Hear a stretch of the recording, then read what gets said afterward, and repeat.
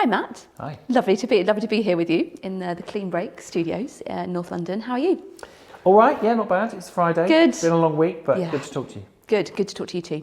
So, you're currently Chief Executive of Crisis, one of our foremost national homelessness organisations. Could you tell me maybe a little bit about Crisis and then a bit about why you wanted to lead this brilliant organisation? Yeah, so Crisis is yes, one of the bigger homelessness charities, but we don't feel like that. Okay. We always feel like we're sort of slightly outside the mainstream. We're not one of those organisations that's taking lots of government money to do things or that kind of thing. And really, we're at the whim of our supporters in relation to how big we are or small we are. And I've just always loved the organisation's approach to, particularly to campaigning and to challenging the status quo on homelessness and challenging any sense that it'll always be with us.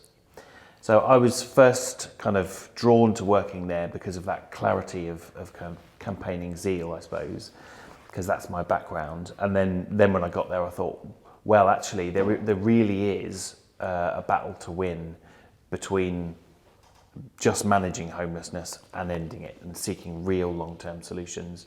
So that's really why I wanted to work there. Yeah, that makes a lot of sense. And you mentioned about kind of campaigning, and one of your big campaigns that you've got at the moment is around regulating the rogue. So I wondered if you could tell us a little bit about that campaign, why that's a particular focus, and how that's going. Yeah, so this is, bear with me, this is a kind of, it sounds really technical, but it's actually one of the most destructive and awful kind of circumstances that are out there in the kind of broken housing market that we've got. So when I first found out about this when I went to speak to some of our clients in Birmingham, where that's kind of ground zero really for this problem, and discovered there's a guy called Chris who said to me, I sort of asked him what his living arrangement was, and he said, well, I don't really know, but I know I have to pay a service charge every week, and if I don't pay my service charge, I get my water and my electricity cut off, and if I still don't pay it, the landlord locks my door. Oh gosh. And I was saying to him, what on earth is this situation you're in? And he described it and described it and described it. And what we discovered is that as a whole mass industry out there of people who are taking quite often kind of family properties and flipping them into bedsits, turning them into what they claim is supported housing, claiming housing benefit at almost unlimited amounts for it, and charging the tenants on top of that. The tenants have got no rights, there's no sort of proper tenancy agreement, and that's called exempt accommodation.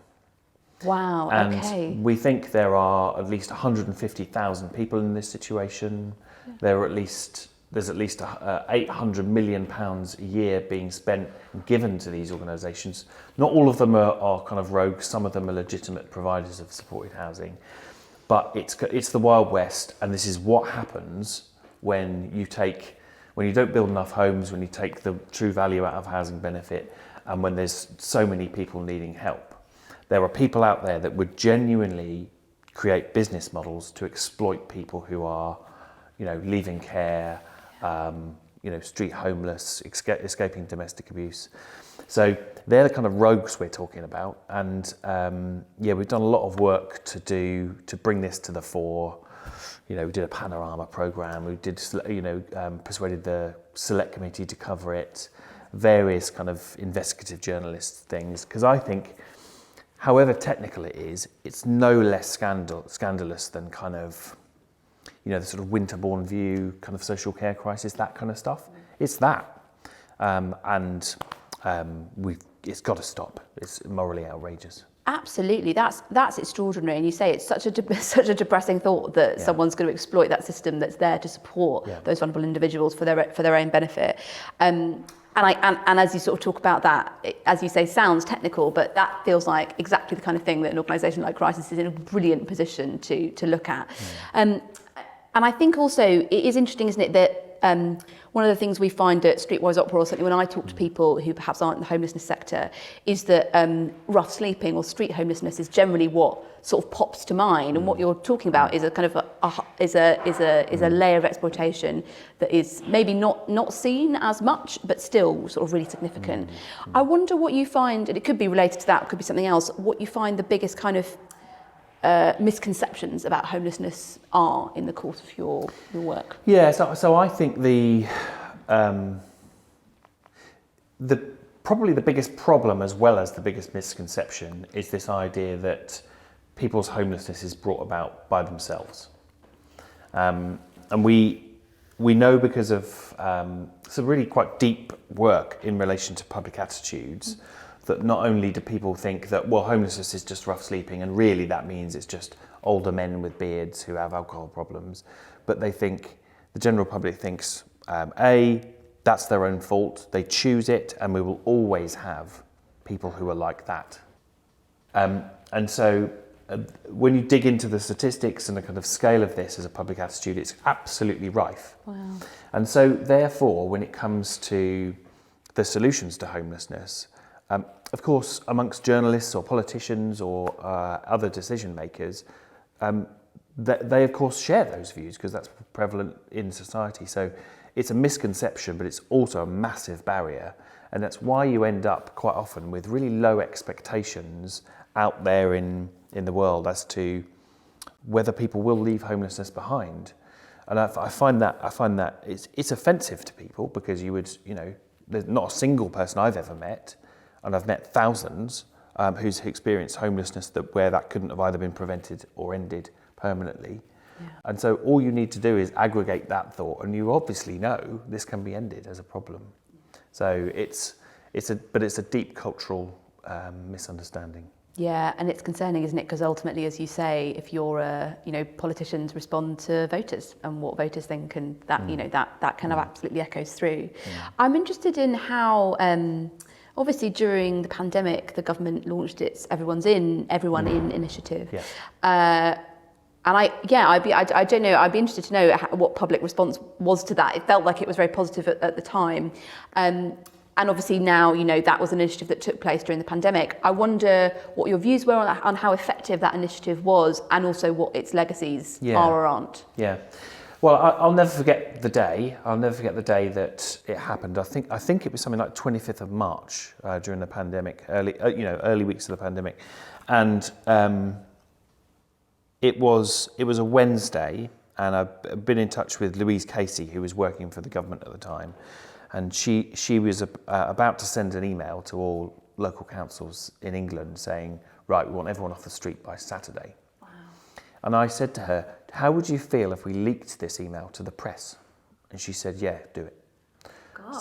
So we did it. Yeah. And that day, for until about 1 p.m, for the first and only time I've ever seen it, homelessness and a response to it was the lead article and piece of news in every news outlet. And I say until 1 o'clock because at that point, Boris Johnson got COVID, and that was the lead item. Right. Yeah. And what happened was something extraordinary, because there was no legal change, there was no force behind it. She wasn't even giving very much money to make it happen. But there was a moral clarity and an urgency that said, this is a public health emergency for everyone, and specifically a really acute health emergency for people on the streets. And of course, remember, we didn't really know back then what COVID was and how dangerous it was.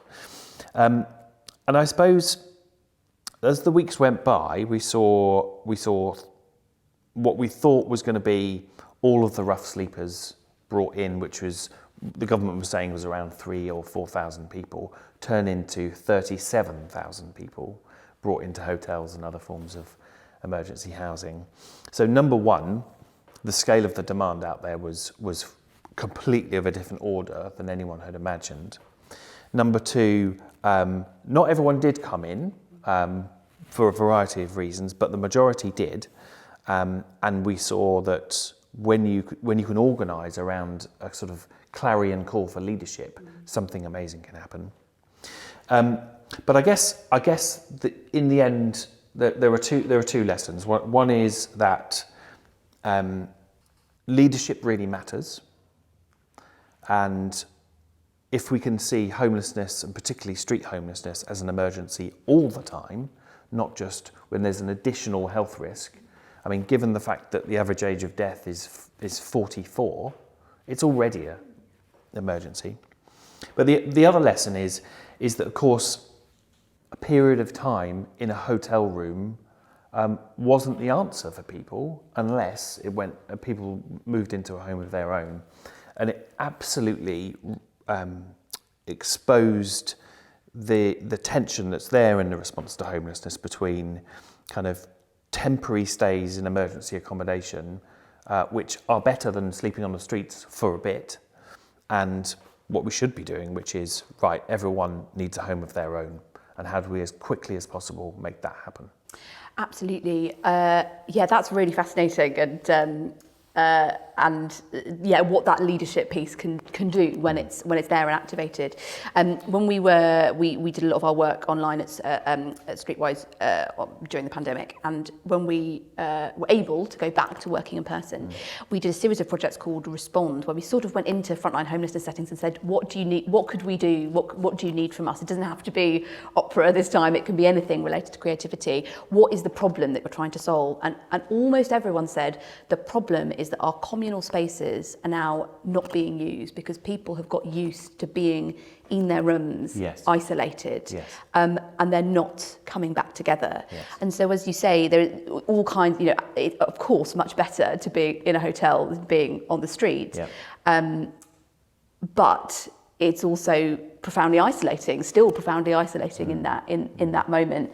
And the community aspect of it and the solidarity we can form in groups is still a challenge in that scenario.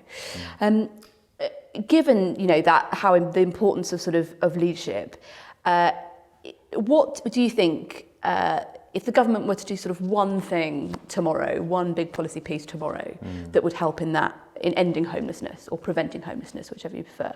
What would you advise them? What would you advise that to be? Well,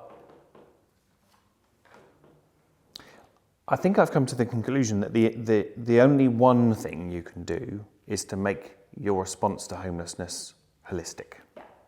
So as to say, just picking one thing is never the answer.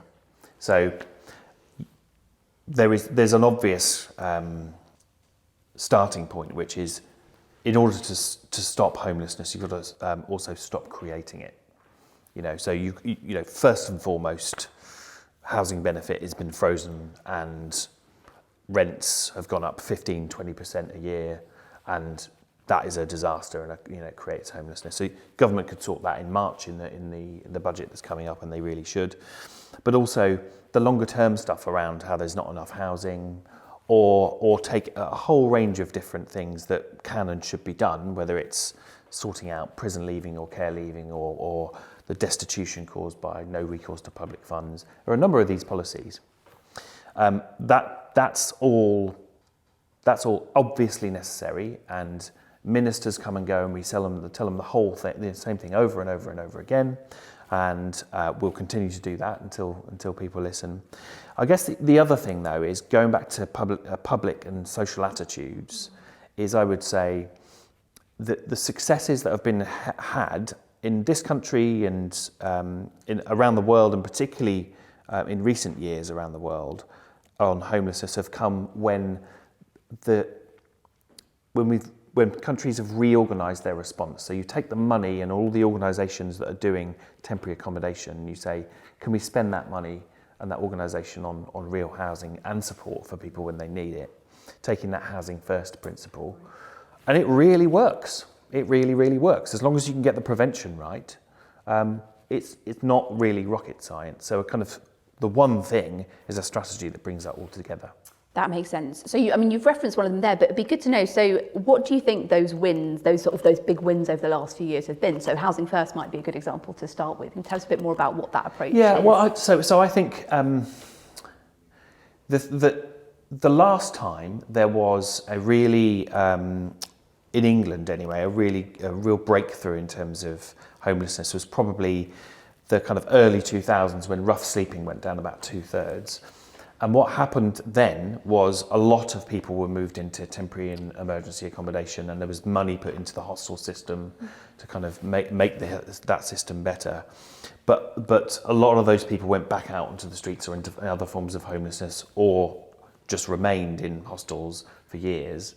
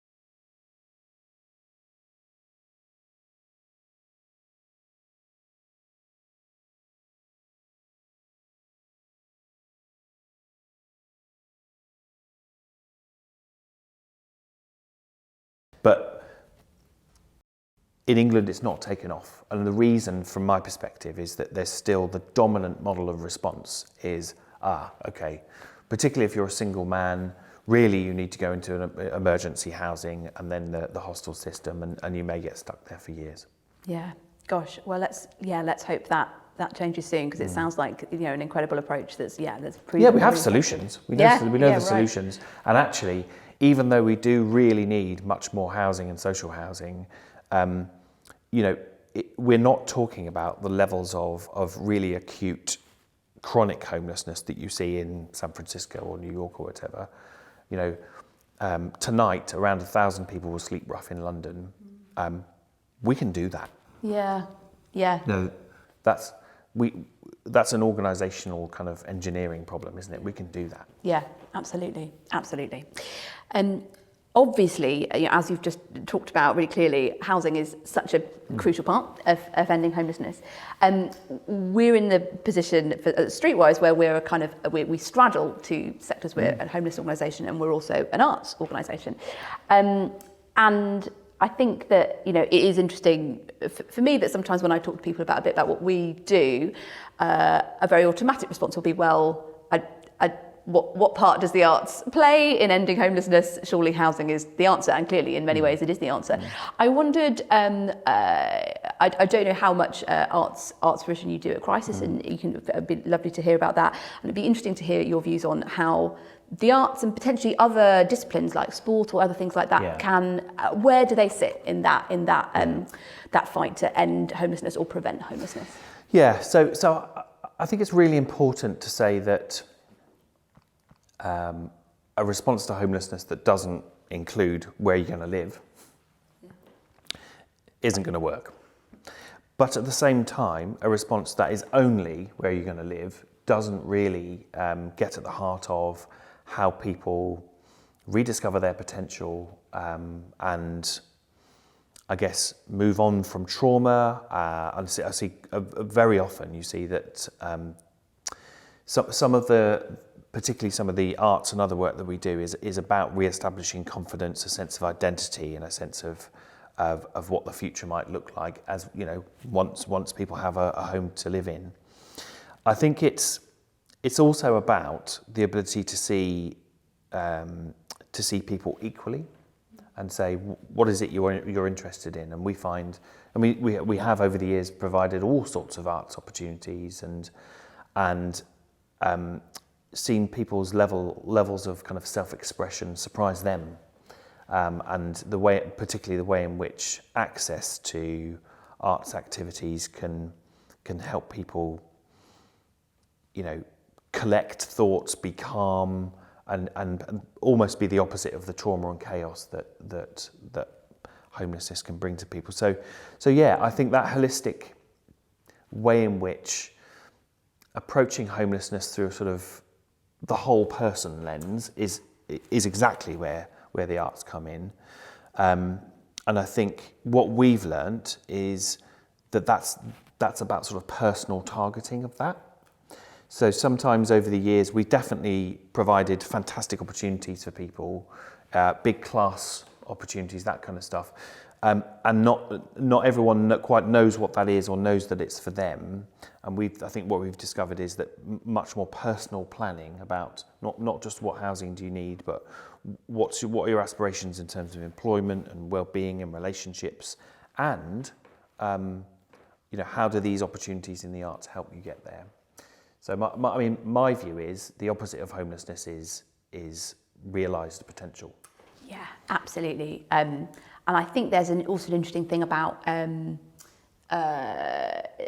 that we did an interview with Chris Onyx, who's a brilliant artistic director of Cardboard Citizens, who's a theatre company that work with people who've experienced homelessness. And he talks about the idea that it's not arts for human rights, art is a human right. And that part of what is sort of radical about the arts is it allows you to imagine something that's different from the world that you're currently in. Yeah. And I think that's certainly something I think we feel in the work that we do, that you can, for us, for a 2-hour session, you've got 2 hours a week where you can be treated as an artist and as a creator, and you can leave, we also use this phrase, leave your troubles at the door, and that, your imagination can kind of go to a different place. And I think the possibilities of that are really exciting and really radical. Yeah, I think that's right. And also, so often access to the arts is seen through a kind of class and income lens, isn't it? Yeah. And I think what you do is absolutely slap that away and say, there should be no barrier whatsoever. In fact, we're going to go to people who are probably the least likely to access these opportunities and make it happen for people that want it. That's really impressive, and also kind of what I mean really, that if that's what people want to do, why should their homelessness get in the way of it? Yeah, absolutely. Like the arts sector, the homelessness sector is also made up of many, many, many different organisations, large, small, place-based, national, and I'd be interested to hear from you how you feel we're doing as a sector at kind of coming together to tackle the problem, because I think it's a challenge for any sector that's made up of those different component parts. Well, when we do come together and we realise our potential, it's amazing. I remember a few years ago when we were campaigning for the Homelessness Reduction Act, a whole range of organisations coming and bringing their clients and effectively demanding change in Westminster, and sort of leaving logos at the door. That's amazing. That really is, and honestly, the slivers of difference between organisations and what they're for and all the rest of it mean that we really should do that more. I think the pandemic showed that as well. It's interesting because there are definitely organisations that compete for fundraised income or commissioned income or for political attention or press work, and sometimes I see it and my heart sinks really, because it's very easy to sort of be divided and for your impact to be diluted, particularly if decision makers are trying to find ways to not do something. So it's our job to make sure that doesn't happen. The other thing I'd say is that there are hundreds, maybe thousands of smaller local homelessness organisations, and for those of us that are bigger national ones, we have a duty to support those people. We really do. And to listen to the lessons that are coming through for what it's really like in any given community. And I'm really determined that we do that at Crisis, and that part of our purpose is to support other people who need that support. Yeah, that makes a lot of sense. I had a tangential question, is looping us right back to the start. You mentioned right at the beginning a little bit about the fact that you don't get a sort of huge amount of kind of commissioned money from local authorities or anything like that. What is generally, where does your funding come from at Crisis? How does that occur? Our funding comes from the great British public. Fantastic. It's just that. It really is just that. I mean, from time to time, it's maybe small pots of money from other sources, but 95% is people saying, actually, I'm going to give Crisis 20 quid because they're doing something I care about, or I want to do something about homelessness, and that's a real privilege, and you sort of you earn that, and you it's hard to earn, and you lose it at your peril, really. So it's a privileged position. And it also allows us probably to stand back a bit from the fray of we don't have to worry about looking at government contracts and whether they're kind of holding back our independence as an organisation and that kind of stuff. But the way I feel about it is that those people are supporters, and it's a relationship. It's not a transaction. So what I really want is for our supporters to email their MP or do some volunteering or whatever, as well as the financial contributions, and that's a precious thing. There's an army of general public kind of activists and people that care about this issue out there. They really are. That's amazing, particularly in reference to what you were saying earlier about, in contrast to perhaps other portions of the public that think a different thing about homelessness. That must be really encouraging. And this might be part of the answer to our final question, which is to say that obviously, I think for lots of organisations, but particularly an organisation that works in the homelessness sector, it is a really tough climate at the moment. It's tough from a financial and fundraising point of view. It's tough because, as you say, housing benefit has been frozen. We're tackling really difficult issues. And I wondered, in your position of leadership, how do you remain optimistic day to day? Well, I remain optimistic because I see every day people, and so even with all of that, I see every day people's lives being absolutely transformed for the better by Crisis, but also by other people like yourselves, and it's absolutely possible for that to happen. And I think, going back a few years, when I first started at Crisis, I did wonder whether I could really add any value, because it's a whole bunch of specialists doing amazing things.